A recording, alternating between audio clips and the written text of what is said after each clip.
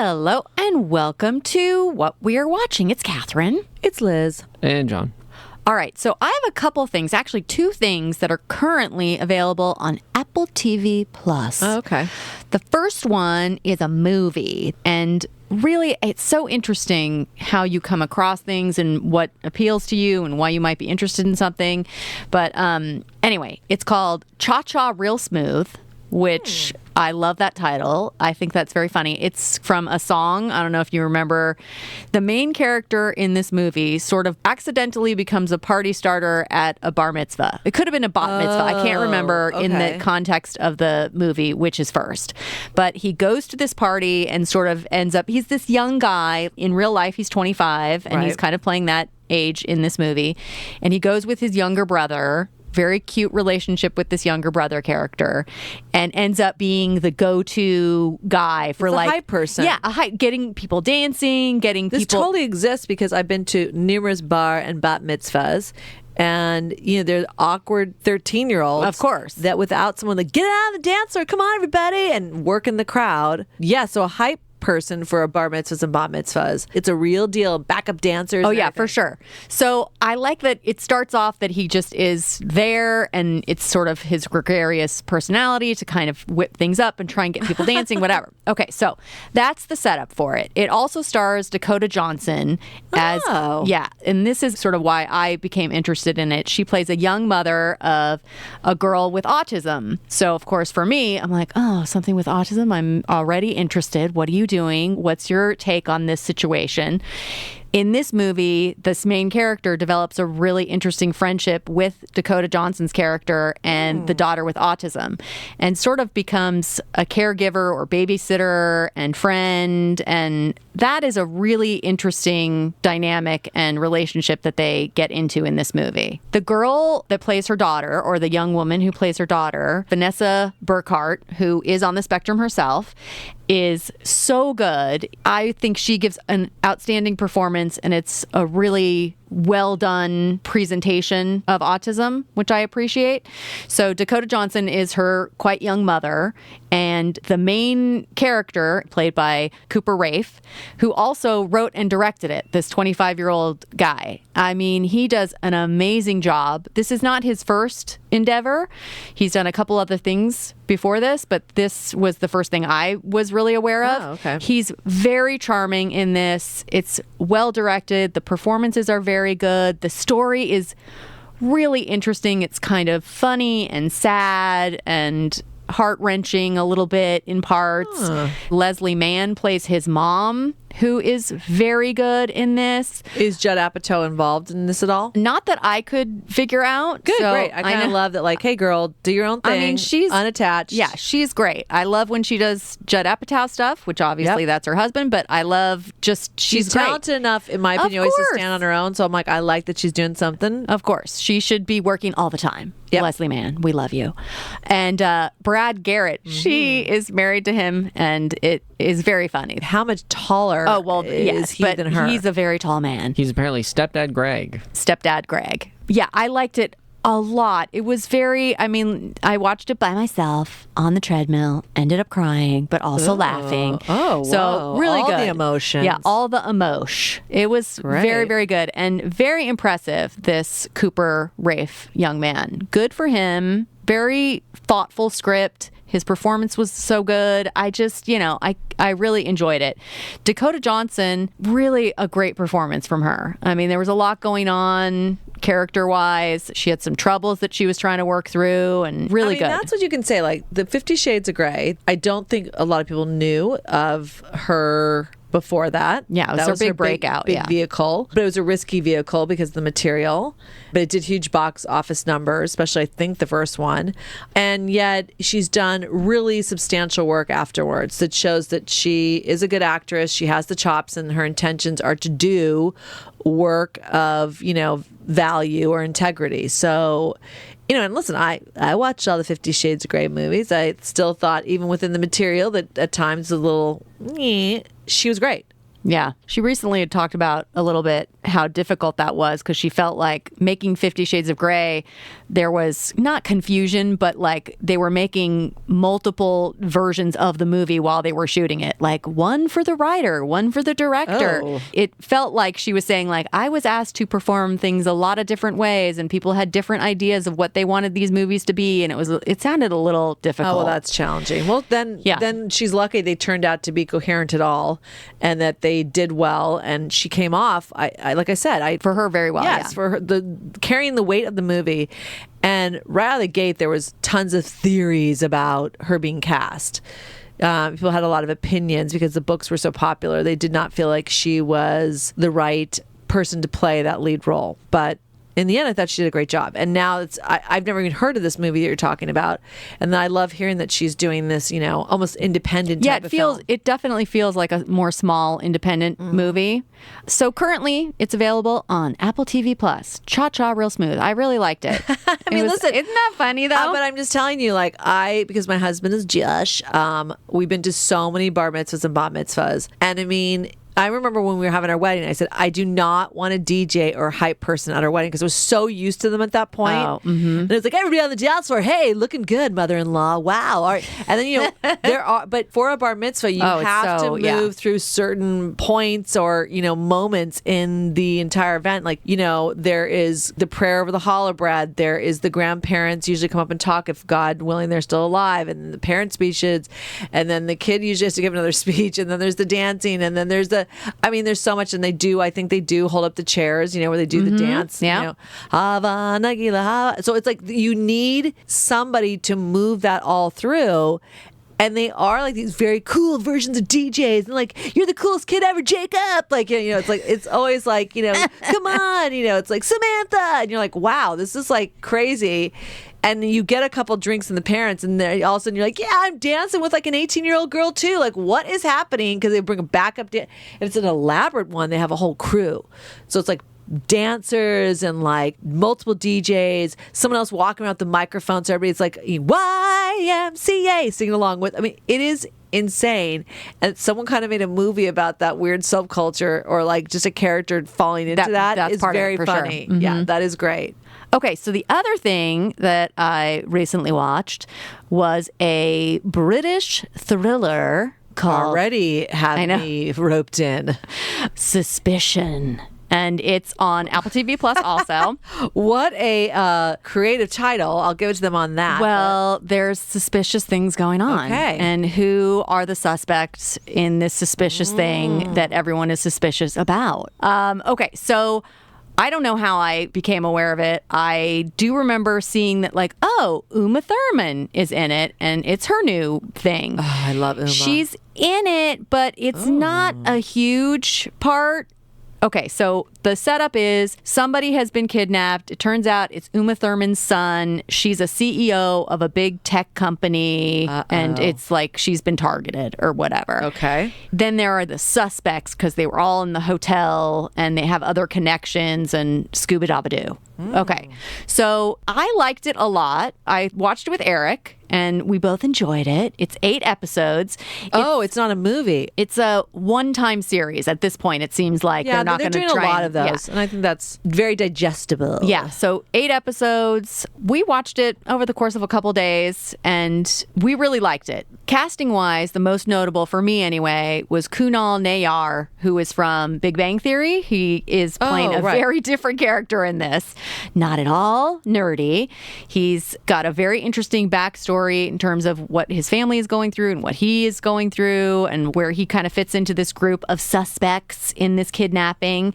The other notable casting person that I, know from various things is Noah Emmerich. Oh, yeah. I love him. He's great. I recently saw him in The Americans, and then obviously he's really good. Truman Show is, I think, the first thing that He doesn't have, do him and Uma have accents as No. He Brits? is playing an American who has come in to work on this investigation. Right. He's teamed up with a British detective. Yeah. So magistrate. No, that's a judge.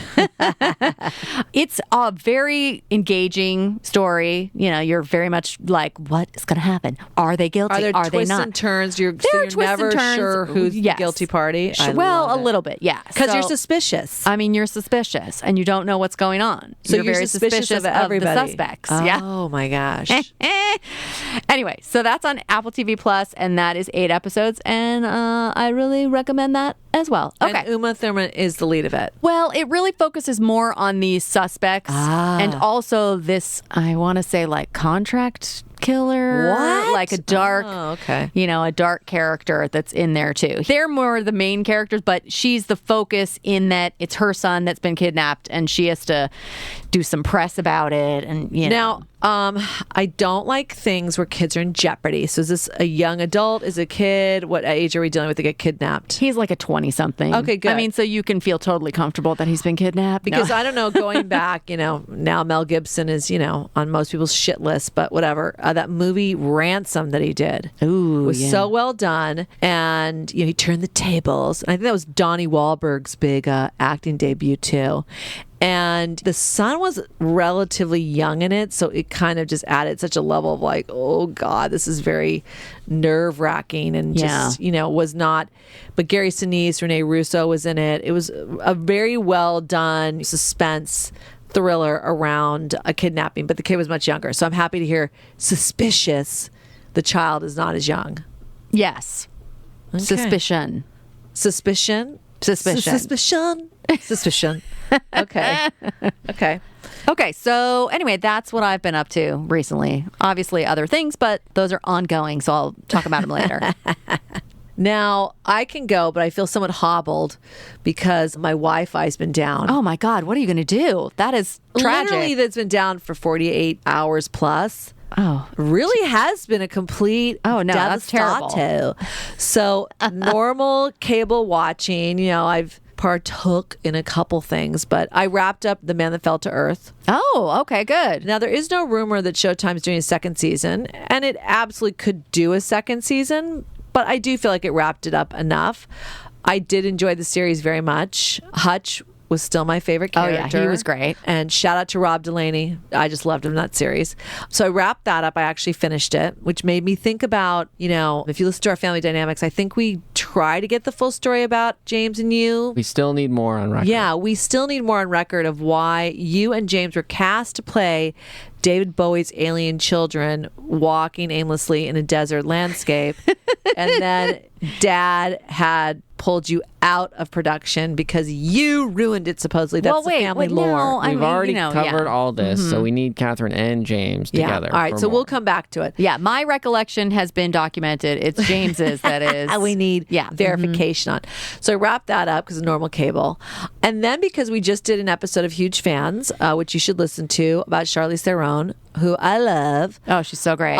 We talked about how she, Dakota Johnson, who you just talked about, this is the trajectory or this is the career track you want where you can do independent films and big blockbuster films. So Charlize is smart. It's like, let me do all of these. So we talked about her doing the Fast and the Furious franchise. Right. And I don't know why that got in my brain, and I was flipping channels. And I honestly, besides the first one, I don't know if I've watched any of them. So it was just starting. And so I did not know if it was number 5, 6, 7. I didn't know if there's 20 of them. Like, I did not There's have a clue. lot, yeah. Well, there's 9, and I was watching number 9. Oh, okay. Yeah. Mm-hmm. So I was just like, let me just see what all the hype's about. And it completely suckered me in for the next Nice. 2+ hours. So this is the latest installment in the Fast and the Furious franchise. I think there is actually a total of 10 films. One might be a spinoff, but they are in the works for like the real number 10 to continue the story. Everything always gets left off, because it's all about family. Dom, Vin Diesel, that's the leader of this family of car fast racers and like all this stuff. So it's really led by him. And I mean, the stunts, the story, Of course. you just got to go with it, people. Just suspend disbelief. Wait, do you disbelieve that a car could operate in space? That was just one of the leaps. Just one of them. them. Okay. There are quite a few that used to go, wow, okay, I mean, but this one was back to their origin, him and his brother, Dom and Jacob, them as kids. and why we have never met the character Jacob before. Well, I can't speak to that. I don't know. He may have been references in previous movies, but it seems like they have not crossed paths in a long time, and there's a lot of bad blood. And Jacob is played by John Cena.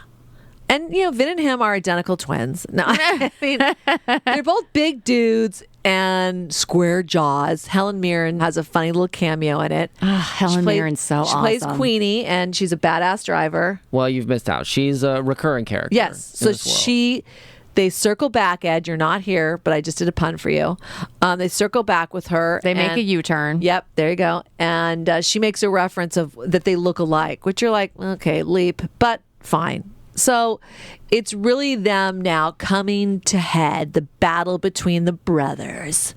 And it's, of course, it's all tied in some big espionage world ending. Yeah, sure. They're going to get some massive weapon that they'll control all the satellites and this and that. And so you got to have fast cars to catch and keep the device. No, look, they're just playing to their strong suit. It's not that you need cars to solve this problem, but they are the ones who are going to solve it. So they use the tools that they have. Now, I like Tyrese Gibson. He plays Roman. Hi, my last name too, Roman. He finally is the voice of the audience, talking about the absurdity that they have survived unscathed through many, many ludicrous situations, and they are Ludacris is also in it, and he's basically telling Ludacris this. See, I brought it all around, and how absurd it is that they survived this, with barely a scratch on them. And so he almost thinks like either they have a blessing, or maybe they're superhuman or superheroes. So that's kind of a funny through line, because as an audience member, you're like, there is no way, but yet, I mean, there are scenes you're like, you should have been shot. You should have drowned. You should have bullet holes. You should have the shark almost eat you. Like, there's so much crazy crap. The car should have hit the cliff instead of actually going all the way across. Yeah, all of it. But, you destroyed half of London. It's fine. Let's just move on. Like, it's all good. Wait, I have a question, because I haven't really partaken in this franchise. Yeah.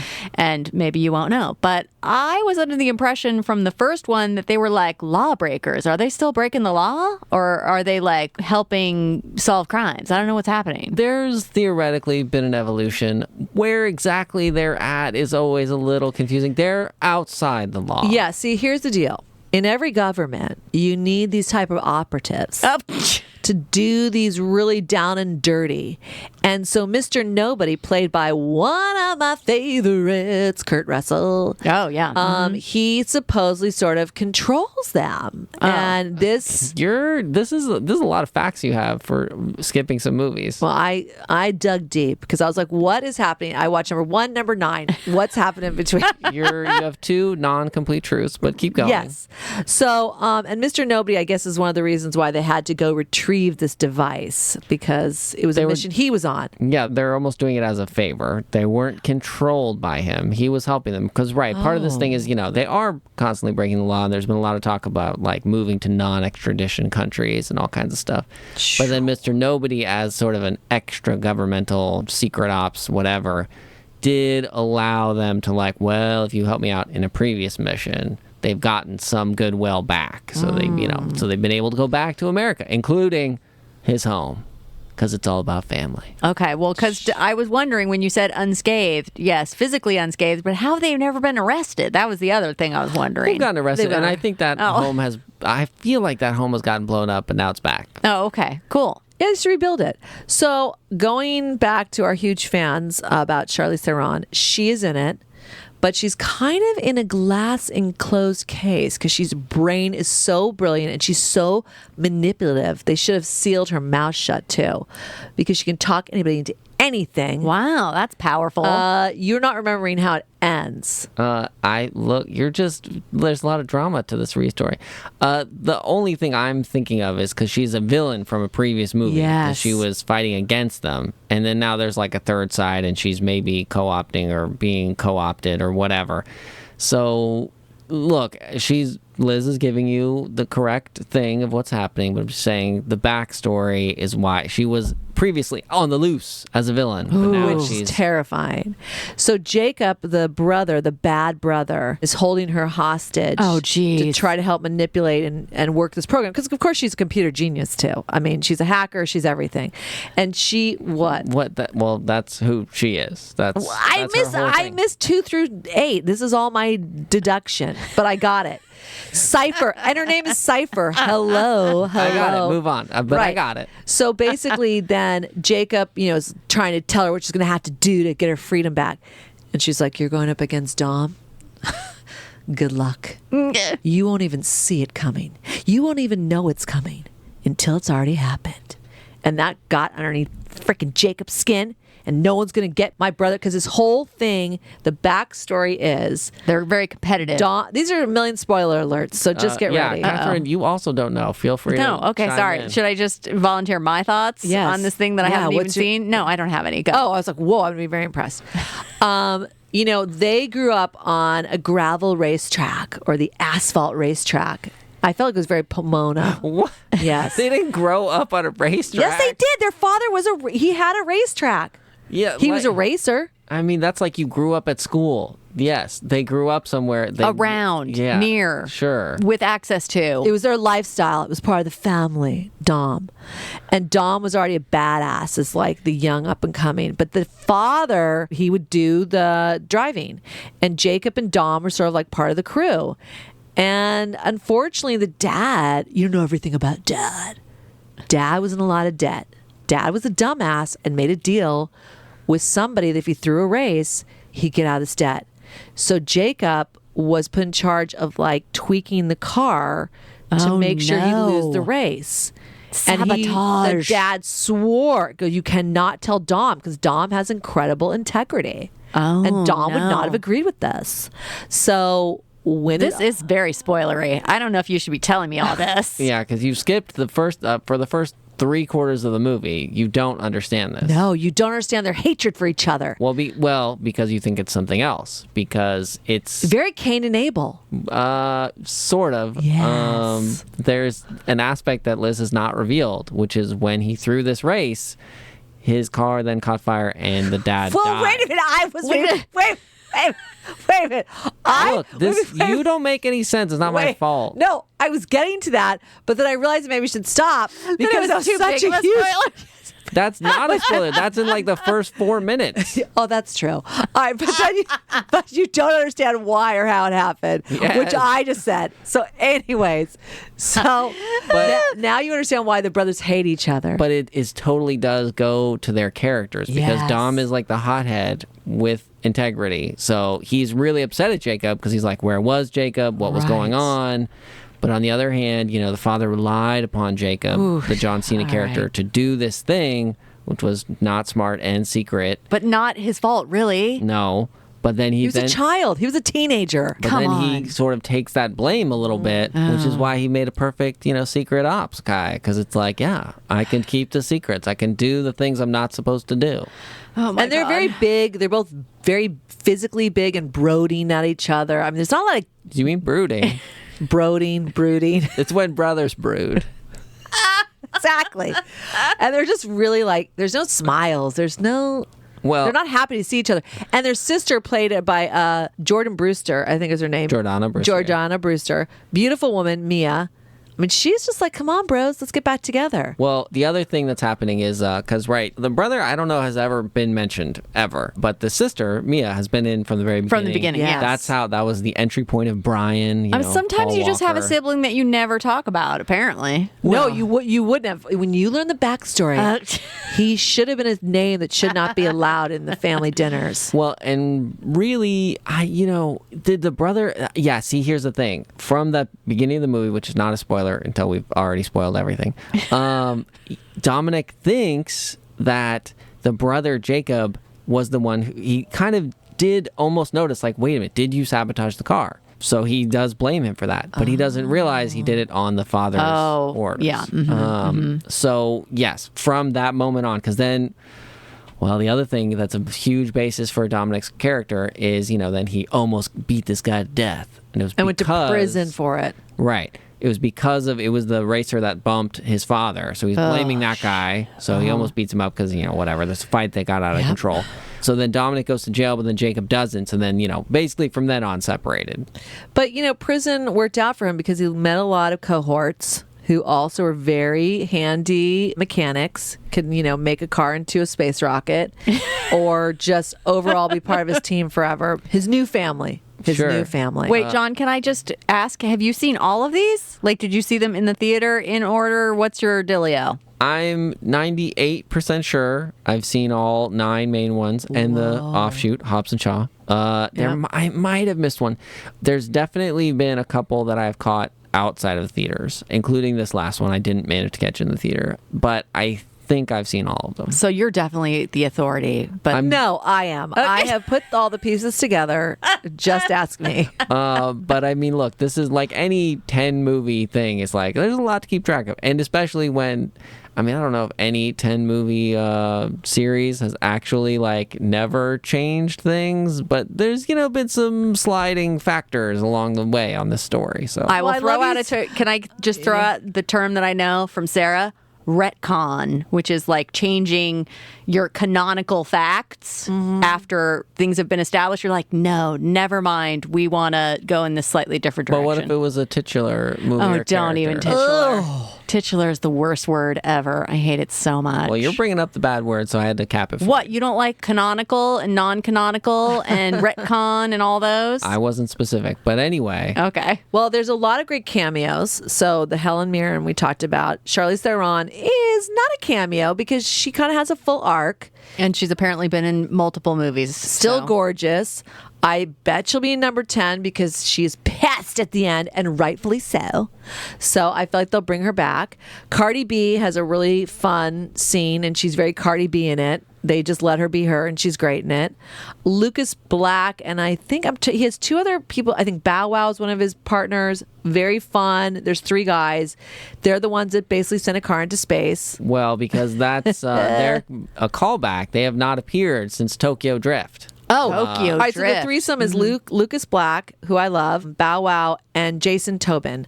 That is the throuple. The throuple.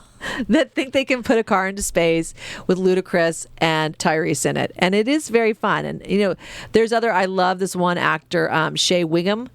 It's almost like he's a flashback because he's like CIA and he's been controlling them. Bad Bunny has a little bit part in it. Ooh, Bad Bunny. Building up in it as well. And so there's just, a huge cast. It's truly a blockbuster, huge budget movie, $200+ million. But, then it made like almost $800 million just in the box office. So it made its money back. Good job, yeah. And like I said, this is number 9. And Michelle Rodriguez is awesome in it. Very badass on a long motorcycle. One whole action sequence is, once again, I don't know how you made it through all that, but you did. Well, Letty, she's had an interesting story these last couple of movies. She had amnesia. She was on the other side. She was fighting Dom. And then now she's back. But also, she's back on a felt motorcycle. all that undercurrent between their passion. It was unresolved at the beginning of this. Yes, I believe it. But then also on a motorcycle. So it's like, well, are you all the way back? You're not in a car. Oh, true. And actually a very funny scene, Natalie Emmanuel is her name, and she plays Ramsey. And she, ironically, as part of the team, does not know how to drive, and yet she has to drive in this one particular scene and destroys, like I said, a good chunk of London. But besides that... Good chunk. I mean, that's being generous. Just like, 20 or 30 other cars. Because it was one of those classic, I'm driving a huge vehicle and then I'm going to, run over everything. Or all the cars that are parked are like, well, that was not where to park that day. Oh my gosh. There was a whole side story. And it goes back to movies that I've not seen, but I could put it all together. Han Lu, his whole character, that they all thought he was dead. Oh. Sorry, another spoiler alert. He's alive, everybody. Oh, geez. And he's been protecting this key which is a human being that is actually going to unlock the code for the super weapon. I mean, it is a lot going on. I stayed up till 3 a.m. watching this. When I got into bed, I was so shamed out when Mark was like, what were you doing? Why are you up so late? I mean, I was like, I'm going to say I watched the Fate and the Furious #9. And I mean, Mark knows that we've never watched 2 through 8. But they suckered you in. They He totally they got did. you. And this was directed by Justin Lin. And I thought, for this type of film, I kind of thought, should I go back to one with my 14-year-old son and start watching the whole thing again? It might be Wow. worth it. Well, so what was it on? You said you watched it on cable. Is it just on gosh. HBO or something? Yes, I think it was. All I can say is it wasn't with commercials. That would have been a real what the hell are you doing? But I feel like it was on, a classic cable movie channel. We're going to look it up right now. So, yeah. And, it's put out by Universal. God love them. If you go to Universal Studios, they've got the whole ride down there, the interaction, because, it is a huge deal. I'm sorry for those people that I've insulted because, I'm jumping right in at #9. But I think I will go back I mean, now. that is movie sacrilege. It kind of is for a franchise with, long origin stories with a lead like Dom. Okay, where would I have seen it? HBO. Okay, so shout out to HBO. You got me in. I watched it till 3 a.m. And now I think I need to go back and watch the entire franchise in preparation for #10 that's in the works. And I don't want to, I think once again, there's some crazy casting. It'll be led by Dom, but I'm very excited. The rumors are, just rumors, I'm just going to say, is Brie Larson is going to be in it. Really? Cool. Jason Momoa. Oh. Hello. Got me. So I think I need to get completely up to speed. That was a good one. That was a good up one. to speed Up on to all speed. of them for #10, which is, I might be in production now. I don't know if there's any type of release date, but that's some of the casting that's been rumored that has gotten me excited. And I will say, if you watch #9, much like a Marvel, there is a after credits scene, which I can't really go deep in on because it was with Jason Statham. And I guess he plays the character Deckard Shaw, which is a Shaw and Hobbs spinoff. And that was Helen with The Mirren's Rock. son. What? Oh wait, something you didn't know. Oh my God, I didn't know that. And also, Luke Evans has had a smaller. He was only, I think, in one movie, but that was his brother. I could see that, but one's got a Southern accent and one's got English. They're all English in this series. Wait, who? Lucas Black has an English accent? Oh, Luke Evans. He wasn't in this movie. Oh, see, I was already confusing it. So now, like I was going to say, the after credit scene I can't speak of because there's too much for me to try to figure out, which is obviously evidence here that I know not enough about it to speak of it.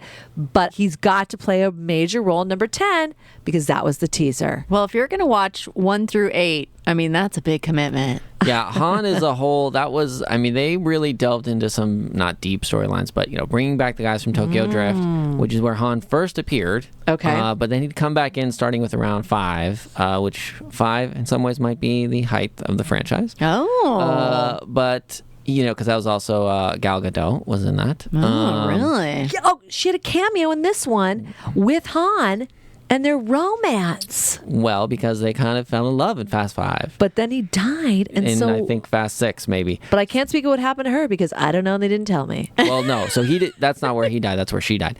But then Spoiler alert! What if I go to #5 and I want to watch it now? You're ruining it. I'm sorry that you're 8 years out of date. But yes. So because Han died in Tokyo Drift, so that's always been kind of a Or weird. did he? Right. He didn't. So the problem was, then we have these movies where it happened later, and it's like, oh, well, Right. actually, in the timeline, Tokyo Drift happens after that, or whatever. It gets all confusing. So then this was like, but then guess what? He didn't die. Then he faked his own death, and now he's back. All right, since I still don't have Wi-Fi, I'm going to go see if I can watch now. I'm going to start doing Yeah. it, committing myself.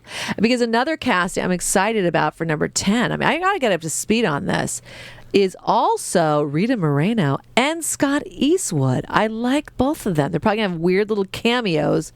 Quick. There are a lot of quick scenes, but I feel like Jason Momoa and Brie Larson are going to play a big, significant part of #10. And the release date for that is May 2023. So I've got a couple months, people. You got a little bit of time. I gotta but, get you going here. It's a lot of work to do, so get on it. All right. I didn't think I'd ever talk about this. I thought I was too embarrassed, but I really just bared my soul. Well, and one a month, you're going to get caught up. There you go. John, what do you got? Well, speaking of spy and whatever movies, I did catch up a little bit from earlier this year. I missed it. The 355. Oh, yeah. I actually meant to watch that and somehow have not. Yeah, it's currently on Amazon. Look, I will say it's fun. It's not perfect. And it's a movie, correct? Correct. It's a movie.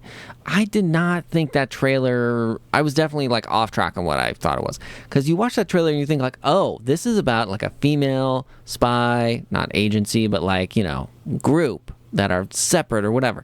Maybe I was totally wrong when I got that impression. That is definitely not what it is. They are either friends, not friends, rivals, meeting for the first time, rivals. Oh. So they come together by the end or, halfway or whatever. Because they also reference the 355 was this code for the spy in the American Revolution. I swear the trailer made it sound like, well, it's been maintained since then.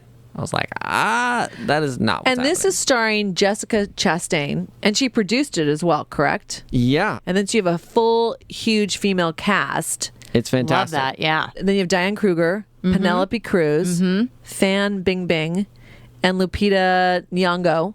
That's the main group of female assassins? Well, yes, Penelope Cruz, who is not an assassin, but who's like, who works for a secret agency as a psychologist. So then she helps these assassins, or she gets recruited by them because of this circumstance. Okay. So yes, otherwise all four are not assassins, but, spy, master, whatever they are. Very badass, all of them. And all for different countries. Is that the... Yes, indeed. I mean, it's pretty twisty. All the male leads are kind of, not the people you're following, but like part of the story or whatever. Because you do have a couple guys, Edgar Ramirez and Sebastian Stan, who, we all Sebastian Stan, one of my favorites. And actually, I really like Edgar as well. Yes. Yeah. I will say, I mean, you don't maybe get enough of Sebastian Stan, but if you really like him, it might be worth watching. It's an interesting... I feel like I'm just like you. So this was 2022. Yeah. January, it says initial release. Yes. Was it in the movie theaters? Yeah, I think for a very short time, yeah. Okay. This is one of the ones that was on my radar because of the me too. trailer, and I love an all-female-led cast, and I knew that Jessica Chastain produced it. Her Freckle Films is her production company. I wanted to see it, and somehow or another it got off my radar, and I missed sometimes it. things just slip through. So when you bringing it back to my attention, 355. And yes, the trailer, that's interesting that you're saying that kind of misrepresents it to a degree. Still did not dissuade me. I still want to see it because I really love all those actresses, and I really like Sebastian and Edgar as well. So just the lead cast is very strong for me to be intrigued to watch it. But I thought it went straight to streaming, though, for some reason. No, it was in theaters. Okay. How well it did is because I don't really feel like January of last year, the movie theater experience was really back up and running. You know what I'm saying? I feel like it was still facing some challenges. It was, quasi up, but not everybody was going. Yeah. And I think if you were going to go, it might be for, I hate to say this, but like one of those big blockbusters. Well, Spider-Man did overshadow most of the Christmas and continuing season. Oh, well, so there you go. Okay. True. Okay. Well, then, yeah. But yeah, this is fun. Again, not perfect, but very fun. And they all do a fantastic job. I mean, yeah, Jessica fights so much. She does a great job. She will get... She's very physical. She will take on a lot of physical elements of a role, which that's kind of a Charlize Theron element too, where it's like, yeah, I'm going to do the training. It's her, most of it. It's not like a body double is obviously being used. Well, I don't know. But I mean, a lot of it is her. Okay. The screenplay, though, was by two people, and I see Teresa Rybrek and Simon Kinberg. Yeah, so Simon Kinberg done a lot of big action movies, including writing Mr. and Mrs. Smith. Oh, sure. One of the best. Okay. Apparently, Teresa Rebecca has done some plays and some television, so she's a hardworking writer out there as well. I love that it seems like a very female-led project. Who was the director on it? Yeah, Simon Kinberg, one of the co-writers. Oh, so also with his background, being so knowledgeable for, Mr. and Mrs. Smith is such a great balance of also kind of secret spy badasses. He also directed Dark Phoenix, that one X-Men movie. Oh, right. Okay, right. And then Also, he wrote one of my favorite, looking back, This Means War. Oh, yeah. It's like spy versus spy. Reese Witherspoon, Tom Hardy, and Chris Pine. It's interesting. He has a lot of writing and producing credits. That are he's huge, apparently been quite busy. I didn't realize how busy. But he's got some great ones in there. Surprisingly, only 3 directing credits, the 355 being the most recent. But yeah, wow, tons of writing and producing in this genre. Probably because Teresa, the screenwriter, was relatively new. It's like you almost need Simon, and you need all these components of like, we're going to be covered, we're going to get this film done. Yeah, in everything the right had way. to line up. But you think it's a one-off, or could it continue? It definitely could continue. Oh, I don't think it did well enough in the box office. Yeah, that's true. But whatever, it's worth it. If you like Sebastian Stan, you should watch it. All right, I do like him. Well, and I like all the ladies, which is more important. He was in the Hulu Tommy and Pam. And listen, the absurdity of that whole show, they pulled off. Great cast. And Sebastian Stan played Tommy Lee. Seth Rogen, who I love, is Rand, is really the one that propels this whole predicament forward. And Nick Offerman's awesome. What a jerk. Andrew Dice Clay. There's so many great characters in it, but yes, Sebastian Stan, if you love him, he does a pretty good Tommy Lee. So I'm a fan. I will watch 355 because of that, but not tonight because it's streaming. Yeah, but I might watch it. You could come over if you want and watch it with me. We'll take over. It's 69-degree house. I mean, is your house freezing? Oh my God, you would have to definitely have a blanket. Yes, I mean, you would be so cold. Exactly. I'm in a blanket now in our office. All right, so Catherine, let's round robin what everybody watched. Okay, so I watched Cha Cha Real Smooth, which is Apple TV Plus. And also on Apple TV Plus is Suspicion, and that is a series. Yeah. Probably a one-time thing, 8 episodes. And what's that on again? I think you just said it by one. Apple TV Plus. I want to watch that. That sounds good. I watched Fast and the Furious 9. Yes, you did. And that is available on HBO currently. And I watched the 355, which is on Amazon Prime. Which we are both interested in watching now. Good job, John. There you go. And I am going to go back and watch 2 through 8 of Fast and Furious. I don't know if I'll make it to the spinoff, but that's a big commitment. Yeah, I'm going to try to watch 2 through 8 before May 2023 when Fast and the Furious 10 comes out. That's a good plan. You need to watch Hobbs and Shaw as well. Oh, geez, such a commitment. All right, well, thank you for listening to What We Are Watching. Please follow us on all our social, which is at Podcast Watching. Leave comments, some suggestions, what we should be watching, whether you agree or disagree with our opinion, what you think of the Fast and Furious franchise, and subscribe to our Patreon. We'd surely appreciate it. Thank you for listening to What We Are Watching.